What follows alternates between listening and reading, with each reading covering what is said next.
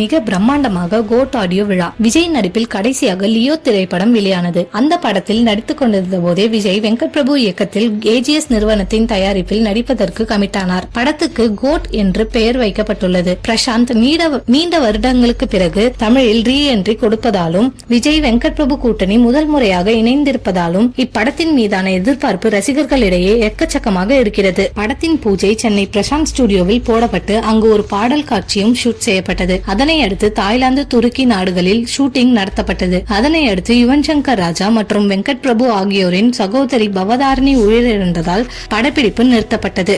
தற்போது மீண்டும் தொடங்கி நடந்து வருகிறது. ரஷ்யாவில் நடந்த அந்த ஷெட்யூல் தான் படத்தின் கடைசி ஷெட்யூல் என்று கூறப்பட்டது. இந்நிலையில் கோட் படத்தின் இசை வெளியீட்டு விழா குறித்த தகவல் ஒன்று வெளியாகியிருக்கிறது. அதன்படி இன்னும் சில மாதங்களில் மலேசியாவில் நடைபெறும் என்றும் அதற்கான அதிகாரப்பூர்வ அறிவிப்பு மிக விரைவில் வெளியாகும் என்றும் கூறப்படுகிறது. இன்னும் சில ஸ்பெஷலாக பல பிரபலங்கள் அந்த ஆடியோ விழாவில் கலந்து கொள்ள இருக்கிறார்களாம். விஜயின் கடைசி படமாக தளபதி 69 உருவாக இருப்பதால் இன்னும் சில சினிமா விழாக்களிலேயே விஜயை பார்க்க முடியும் என்பதால் பிரம்மாண்டமாக நடத்த இருக்கிறார்களாம்.